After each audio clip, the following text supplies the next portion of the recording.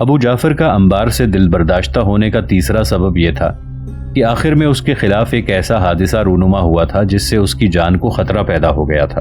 وہ حادثہ ابو مسلم خراسانی کے جیش کا ایک گروہ تھا جسے راوندہ کہا جاتا ہے۔ یہ حلول پر اعتقاد رکھتے ہیں۔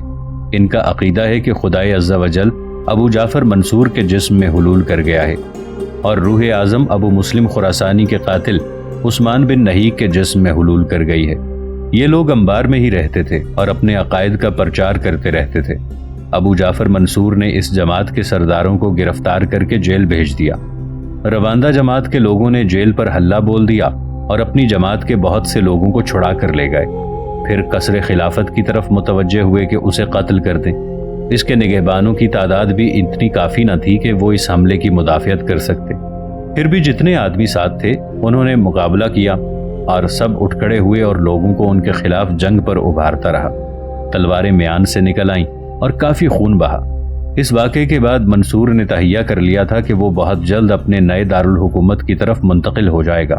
یہاں تک کہنے کے بعد محمد بن اشت جب رکا تب اس بار عدی بن عمیر بول اٹھا، بیٹے اگر تم بغداد سے ہو کر آ رہے ہو تو پھر اس نئے شہر سے متعلق ہمیں بھی کوئی تفصیل بتاؤ کہ وہ کیسا ہے۔ جواب میں محمد بن اشت مسکرایا اور کہنے لگا، یہ شہر تقریباً گزشتہ 5 سال سے تعمیری مراحل سے گزرتا رہا ہے۔ اس عرصے میں اپنے زمانے کے ماہر فن، کاریگر، معمار، رنگ ساز، نقاش اور صناع اپنا اپنا جوہر دکھاتے رہے ہیں جو مملکت کے دور دراز گوشوں سے لا کر یہاں جمع کیے گئے تھے، اور انہوں نے اپنی ہنرمندی اور کاریگری کے نقوش اور آثار ایسے حسین و جمیل تیار کیے ہیں کہ نظروں میں کھب جاتے ہیں۔ یہ شہر مدور ہے۔ اس کا دائرہ 4 میل پر محیط ہے۔ 2 شہر پناہیں ہیں، ایک داخلی اور دوسری خارجی۔ ہر ایک کا عرض نیچے سے 50 گز اور اونچائی سے 20 گز ہے۔ داخلی شہر پناہ خارجی سے چند گز زیادہ اونچی ہے۔ دونوں بڑے پختہ اور عمدہ مسالے سے تیار کی گئی ہیں۔ خارجی شہر پناہ کے ارد گرد ایک بڑی خندق کھود دی گئی ہے جو کافی گہری ہے۔ اس میں پانی نہر سے لا کر بھرا جاتا ہے۔ خندق پر متعدد پل بنائے گئے ہیں تاکہ آئندہ اگر کوئی دشواری ہو تو ان پلوں کے ذریعے دریا کو عبور کیا جائے۔ ساتھ ہی ساتھ پل اس طرح سے بنائے گئے ہیں کہ خطرے کے موقع پر بڑی آسانی سے انہیں توڑا بھی جا سکتا ہے۔ یہاں تک کہنے کے بعد محمد بن اشت رکا، گلا صاف کیا۔ اس کے بعد دوبارہ وہ کہہ رہا تھا، شہر پناہ کی ہر دیوار پر 250 کے قریب اونچے اونچے برج بنائے گئے ہیں۔ یہ برج عسکری نقطہ نگاہ کو سامنے رکھتے ہوئے تعمیر کیے گئے ہیں۔ اگر دشمن کسی وقت بھی بغداد شہر کا محاصرہ کر لے تو آسانی کے ساتھ ان برجوں سے اس پر چوٹ لگائی جا سکتی ہے۔ ہر 4 برج کے درمیان ایک ایسا راستہ رکھا گیا ہے کہ گھڑ سوار آسانی سے نقل و حرکت کر سکتے ہیں۔ شہر کے 4 دروازے ہیں۔ پہلا باب خراسان ہے، یہ دریائے دجلہ کی طرف ہے، اس کا نام باب دولہ بھی ہے۔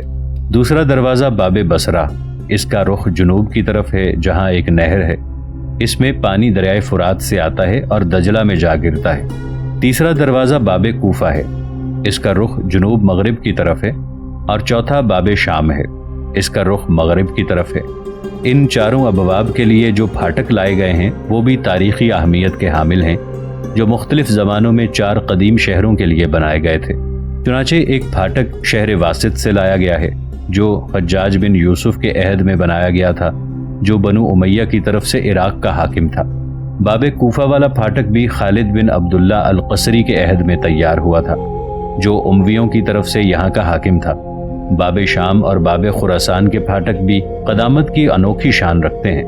ان 4 ابواب کے جو برج تعمیر ہوئے ہیں ان کے حسن و جمال اور صفت و کمال کی جتنی بھی تعریف کی جائے کم ہے۔ ہر برج پر کئی قبے بنے ہوئے ہیں جن پر سونے کا کام کیا ہوا ہے۔ ان کے نیچے کافی گنجائش رکھنے والی نشست گاہیں ہیں جن سے متعدد راستے لشکریوں کی کمی گاہوں کی طرف جاتے ہیں، جہاں سے حذر اور خطرے کے وقت تیر افغنی کے جوہر دکھا کر شہر پناہ اور اس کے دروازوں کی حفاظت کی جا سکتی ہے۔ اور یہیں سے ایسے راستے بنے ہوئے ہیں جو شہر پناہ کی دیواروں پر سے گزرتے اور دوسرے بالائی برجوں تک چلے جاتے ہیں۔ قلب شہر میں منصور نے ایک بڑا محل تعمیر کرایا ہے جس کی زمین کا رقبہ 1,70,000 مربع گز ہے۔ اس محل کا نام اس نے قصر ذہب یعنی سونے کا محل رکھا ہے۔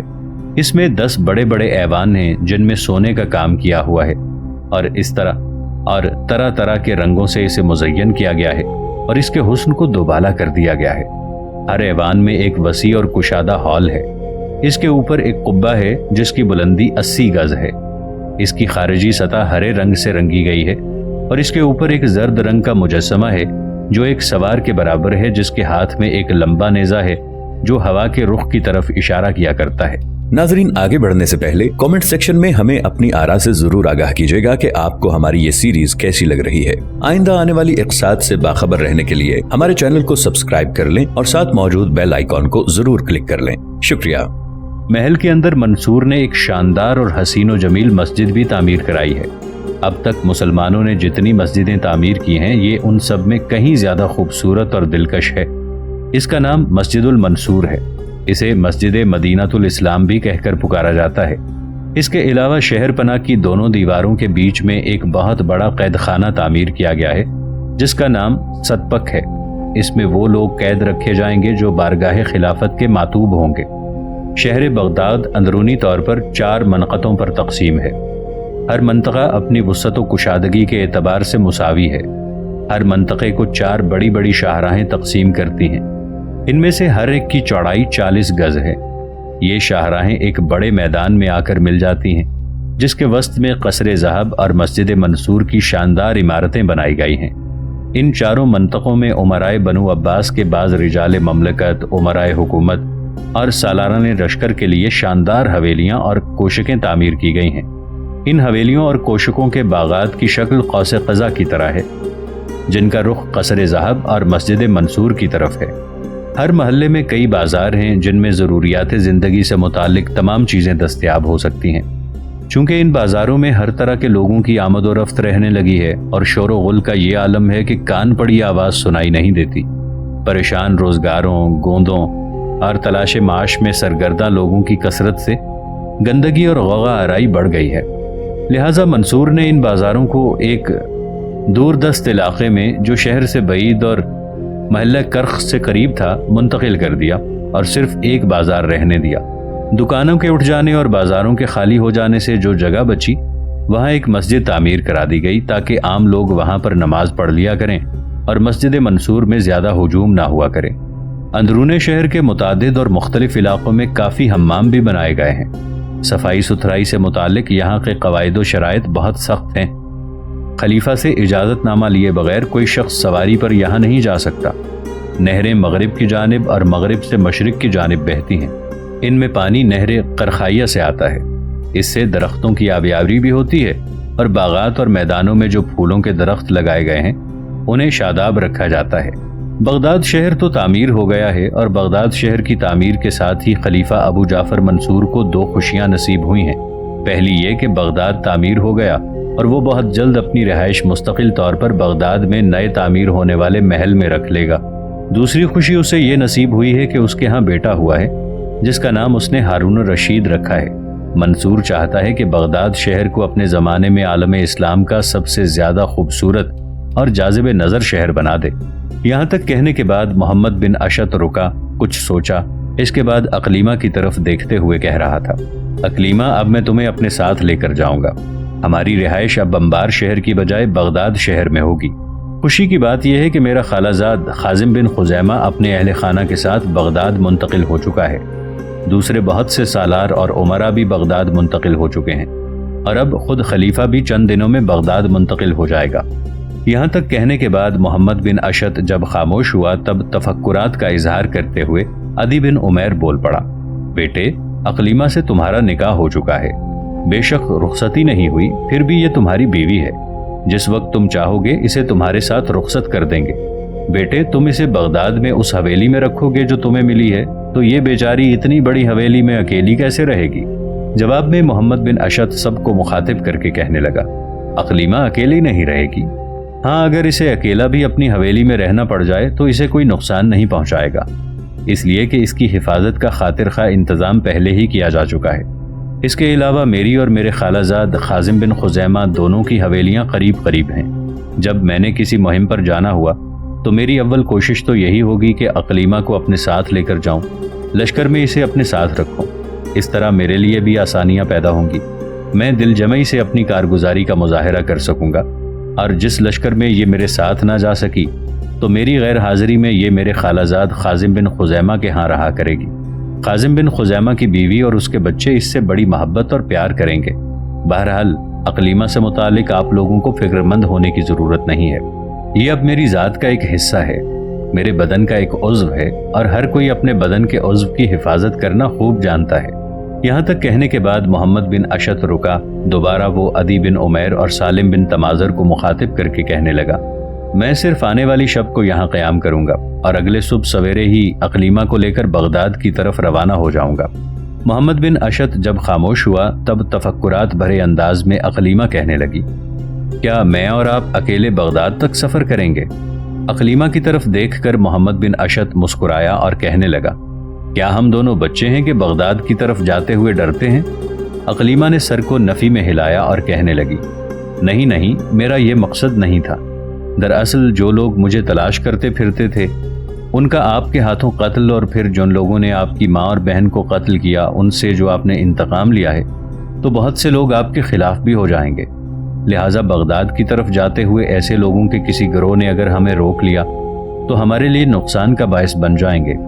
अकलीमा के इन अल्फाज पर मोहम्मद बिन अशत मुस्कुराया और कहने लगा, कुछ भी नहीं होगा। इससे पहले तुम मेरे साथ जॉर्जिया से दरियाए दजला और दरियाए दजला से जॉर्जिया तक सफ़र करती रही हो। कई मौके पर हमारे दुश्मन भी हम पर हमला आवर हुए, तो क्या वो मुझे और तुम्हें नुकसान पहुंचा सके? जवाब में अकलीमा मुंह से कुछ न बोली, ताहम उसने नफ़ी में गर्दन हिला दी थी। मोहम्मद बिन अशत मुस्कुराते हुए कहने लगा, इस बार भी मुतमईन रहो, कोई हमारी तरफ आंख उठाकर भी नहीं देख सकेगा, कोई हमें नुकसान नहीं पहुंचा सकेगा और हम बखैर व आफियत बगदाद अपनी हवेली में पहुंचने में कामयाब हो जाएंगे। मोहम्मद बिन अशत जब खामोश हुआ तब तफक्कुरात का इजहार करते हुए अकलीमा कहने लगी, बगदाद में इतनी बड़ी हवेली में मैं अकेली कैसे रहूंगी, जबकि आप जानते हैं इससे पहले आपकी वालिदा और बहन को दुश्मन मौत के घाट उतार चुके हैं, तो क्या वहां रहना खतरे से खाली नहीं होगा? जाहिर है आप अपनी मुहिम्मों में होंगे और मुझे हवेली में अकेला रहना पड़ेगा। मैं तो अकेलेपन के खौफ से खुद ब खुद ही अपनी जान से हाथ धो बैठूंगी। यहाँ तक कहने के बाद अकलीमा जब खामोश हुई तब मोहम्मद बिन अशत ने हल्का सा एक कहकहा लगाया और कहने लगा, अकलीमा तुम मोहम्मद बिन अशत की बीवी हो, जो कुछ होना था हो चुका। मेरी माँ और मेरी बहन को धोखे से कत्ल किया गया और मैं उम्मीद भी नहीं कर सकता था कि दुश्मन इतनी दूर तक जाएंगे। अब अव्वल तो इन दुश्मनों का खात्मा कर दिया गया है, अगर कोई है भी तो वो तुम्हारे नज़दीक नहीं फटक सकेंगे। जहाँ तक तुम्हारा ये खदशा है कि हवेली में तुम्हें अकेला रहना पड़ेगा, तो ऐसी कोई बात नहीं। पहले तो मैं ये कोशिश करूँगा कि जब भी किसी मुहिम में जाऊँगा, अगर मुमकिन हुआ तो तुम्हें अपने साथ रखूँगा, और अगर कोई ऐसी मुहिम पेश आई जिसमें तुम्हें साथ ना रखा जा सके तो फिर तुम हवेली में अकेली नहीं होगी, तुम्हारे साथ 4 अफराद और होंगे। इसके अलावा हवेली की हिफाजत और तहफ़्फ़ुज़ का भी उम्दा इंतज़ाम होगा और कोई तुम्हारी तरफ खतरे की निगाह से देख भी नहीं सकेगा। 4 अफराद मेरे साथ वहाँ कौन रहेंगे? जुस्तजू भरे अंदाज में मोहम्मद बिन अशत की तरफ देखते हुए अकलीमा ने पूछ लिया था, अभी मैं तुमसे ये नहीं कहूँगा कि वो 4 अफराद जो तुम्हारे साथ रहेंगे वो कौन है, लेकिन मैं तुम्हें यकीन दिलाता हूँ कि जब तुम उनके अंदर रहोगी तो मुतमईन हो जाओगी और अपने आप को बिल्कुल महफूज महसूस करोगी। क्या वो 4 अफराद आपके खालाजाद काजिम बिन खुजैमा और उसके अहले खाना हैं? जवाब में मुस्कुराते हुए मोहम्मद बिन अशत ने नफ़ी में गर्दन हिलाई, फिर कहने लगा, नहीं, काजिम बिन खुजैमा की हवेली मेरे साथ है, वो हमारे हमसाये के तौर पर रहेंगे, वो भी तुम्हारा बेहतरीन ख्याल रखेंगे। लेकिन जो लोग तुम्हारे साथ रहेंगे यूं जानो तुम्हारे अपने हैं, और तुम्हारे साथ रिश्ता तय होने और तुम्हारी निस्बत से अब वो भी मेरे अपने हैं। जवाब में अकलीमा ने सर को झटका, कहने लगी, आपने मुझे एक अजीब सी उलझन में मुब्तला कर दिया है, अब बताएं भी वो कौन लोग हैं? जवाब में मोहम्मद बिन अशत कहने लगा, अभी मैं तुमसे कुछ नहीं कहूँगा, जब हम बगदाद पहुँचेंगे और तुम उन्हें वहाँ देखोगी तो मुतमईन हो जाओगी कि वाकई तुम्हें बगदाद में रखने के लिए मैंने तुम्हारी हिफाजत का बेहतरीन इंतज़ाम किया है। मोहम्मद बिन अशत की इस गुफ्तगू से अकलीमा किसी हद तक मुतमईन हो गई थी, यहाँ तक कि अदी बिन उमैर मोहम्मद बिन अशत को मुखातिब करके कहने लगा, बेटे तुमने बगदाद में अकलीमा को जो अपने साथ रखने का एहतमाम किया है, सबसे पहले तो हम तुम्हारे शुक्रगुजार और ममनून हैं। इस तरह अकलीमा तुम्हारी बीवी की हैसियत से मुतमईन जिंदगी की इब्तिदा कर सकेगी। बेटे सालिम बिन तमाजर के यहाँ वो खुश और मुतमईन ज़रूर है, और अब लोग यही समझते हैं कि सालिम बिन तमाजर की 3 बेटियां थीं, एक फौत हो चुकी है और 2 बाकी हैं। لیکن عورت اپنے شوہر کے پاس ہی خوش رہتی ہے۔ اقلیمہ اگر تمہارے ساتھ خوش ہے تو بچے اس میں میری ہی نہیں سالم بن تمازر کی بھی طمانینت اور خوشی کی کوئی انتہا نہیں ہے۔ اس موقع پر رملہ اور کلثوم دونوں ماں بیٹی ایک دوسرے کی طرف اشارہ کرتے ہوئے اٹھیں اور کہنے لگیں کہ آپ سب بیٹھیں، ہم کھانا تیار کرتی ہیں۔ اس پر اقلیمہ بھی ایک دم اپنی جگہ پر اٹھ کھڑی ہوئی اور کہنے لگی، اماں آپ یہیں بیٹھیں، میں اور کلثوم کھانا تیار کرتی ہیں۔ اقلیمہ کے کہنے پر رملہ اپنی جگہ پر بیٹھی رہی، جبکہ اقلیمہ اور کلثوم دونوں ہاتھ میں ہاتھ ڈالے اس کمرے سے نکل کر مطبخ کی طرف چلی گئی تھیں۔ ان کے جانے کے بعد فکرگیر سی آواز میں سالم بن تمازر کہنے لگا، بیٹے بڑی مشکل ہے، بنو امیہ اور بنو عباس کے ٹکراؤ کے کچھ واقعات ختم ہوئے تھے، لوگوں نے سکون کا سانس لینا شروع کیا تھا۔ اب یہ خبریں آنا شروع ہو گئی ہیں کہ بنو عباس اور علوی آپس میں ٹکرا رہے ہیں، اور علویوں نے جگہ جگہ عباسیوں کے خلاف اٹھ کھڑا ہونے کا تہیہ کر لیا ہے۔ کیا ایسی صورت میں مسلمانوں کی سلطنت کے اندر پھر پہلے کی طرح خون کی ندیاں نہ بہنا شروع ہو جائیں گی؟ بیٹے ذرا موجودہ حالات سے متعلق اپنے خیالات کا اظہار تو کرو۔ اس پر دکھ بھرے انداز میں محمد بن اشد سب کو بنو عباس اور علویوں کے ٹکراؤ سے متعلق تفصیل بتانے لگا تھا۔ محمد بن اشد نے صرف ایک شب اقلیمہ کے ساتھ وہاں بسر کی، اس کے بعد دونوں میاں بیوی وہاں سے بغداد کے لیے کوچ کر گئے تھے۔ محمد بن اشد کے ساتھی بھی ان کے ہمراہ تھے۔ بنو عباس کے زور پکڑنے اور بنو امیہ کے کمزور ہو جانے کے بعد مسلمانوں کے اندر کشت و خون کا سلسلہ شروع ہو گیا تھا، اور پھر بنو عباس نے خلافت پر قبضہ کرنے کے بعد بنو امیہ کے لوگوں کو چن چن کر ان کا قتل عام شروع کر دیا تھا۔ وہی حالات اب پھر سر ابھارنے لگے تھے۔ دراصل مکہ میں بنو امیہ کی حکومت کے آخری ایام میں ایک مجلس منعقد ہوئی تھی۔ اس میں خلیفہ کے تعین اور انتخاب کا مسئلہ پیش ہوا تھا، تو منصور نے جو اس مجلس میں موجود تھا محمد بن عبداللہ بن حسن بن علی کے حق میں اپنی رائے کا اظہار کیا تھا۔ سب نے اس رائے سے اتفاق کر کے محمد بن عبداللہ کے ہاتھ پر بیعت کی تھی۔ اس بیعت میں خلیفہ ابو جعفر منصور بھی شریک تھا، یعنی منصور محمد بن عبداللہ کے ہاتھ پر خلافت کی بیعت کر چکا تھا۔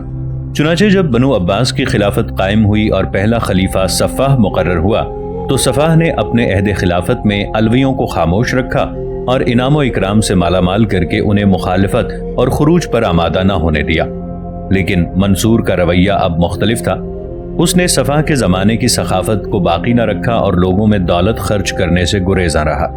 حالانکہ اس سے پہلے محمد بن عبداللہ کے باپ عبداللہ بن حسن جب صفاح کے پاس آئے تھے تو صفاح نے ان کو بہت سا سامان اور مال و زر دے کر خوش و خرم واپس کر دیا تھا۔ جب منصور خلیفہ ہوا تو عبداللہ بن حسن نے اپنے بیٹوں محمد اور ابراہیم کو اس خیال سے روپوش کر دیا تھا کہ کہیں منصور ان کو قتل نہ کروا دے۔ محمد بن عبداللہ کو جن کے ہاتھ پر منصور نے بیعت کی تھی محمد مہدی کے نام سے پکارا جاتا تھا، لہٰذا ان کا نام آنے والے دور میں تاریخ کے اوراق میں محمد مہدی ہی لکھا جانے لگا۔ چنانچہ 136 ہجری میں جب منصور حج کرنے گیا تو اس نے وہاں صفاح کے مرنے کی خبر سنی تھی۔ سب سے پہلے اس نے اسی محمد مہدی سے متعلق دریافت کیا۔ اس وقت وہ وہاں موجود نہ تھا۔ لوگوں کو شبہ پیدا ہو گیا کہ وہ محمد مہدی کو نقصان پہنچائے گا، لہٰذا محمد مہدی روپوش ہو گیا۔ اس کے ساتھ اس کا بھائی ابراہیم بھی روپوش ہی رہا۔ منصور خلیفہ ہونے کے بعد برابر محمد مہدی کا حال لوگوں سے دریافت کرتا رہتا تھا۔